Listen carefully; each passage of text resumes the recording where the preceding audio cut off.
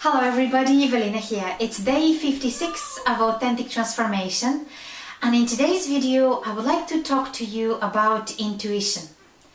One of the main reasons I picked that subject today is because it's Sunday, and it's really, for most people, is a day that they choose to take it easy, to reflect, to really spend time, first of all, with people around you that you love, your friends and family, and it's also a time to really reflect on yourself, to listen to yourself, to listen to your heart, to listen to your own self. The thing about intuition is that it can be very tricky. The reason it's tricky is because sometimes the mind takes over that little unexplainable voice of your heart that you have. And for different people, it's a different feeling. Some people have a gut feeling. Some people feel it in their chest, some people feel it in their throat. Some people, it's just unexplainable sense of knowing what to do. And to me, that is what intuition is.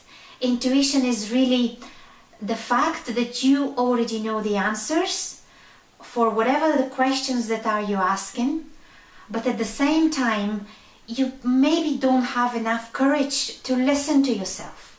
Maybe you don't have enough confidence that you need to take the action on those answers that you already know. And in today's video, I want to give you 3 very simple exercises that you can do at any time to develop your intuition and to really become more tuned into that little voice, that inside feeling that you have, that comes from your heart, that comes from you, and that every single person has. For me personally today, I was, as usual, getting prepared to do my video in the living room.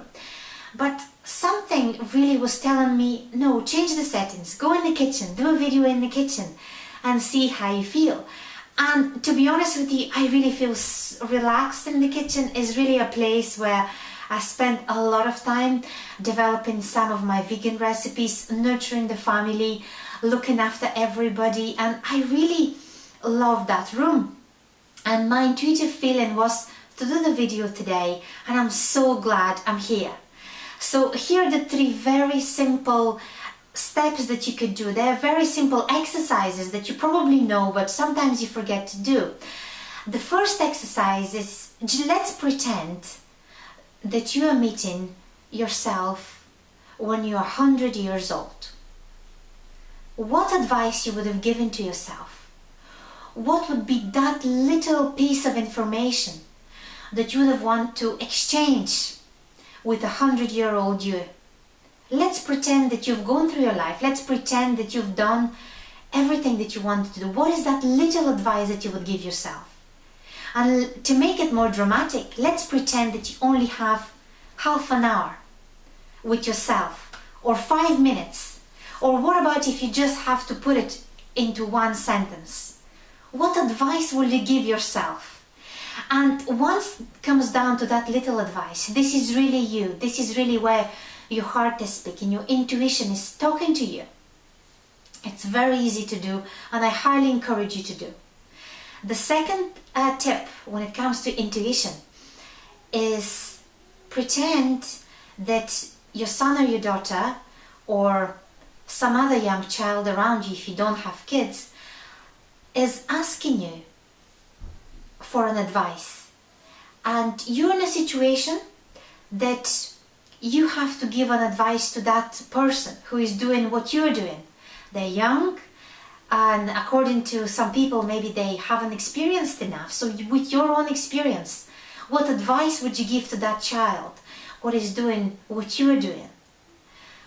When you're put into the situation, when you have to nurture a person, when you have to give them your really honest and caring advice, you're going to really speak from your heart. And whenever you speak from your heart, this is where the truth lies. And once you say those words to yourself, then you know. And that's build that intuitive muscle that we all have to practice to develop. And I highly encourage you to do it.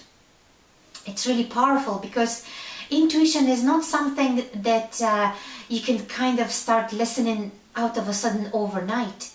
is something that you kind of develop, that you tune into.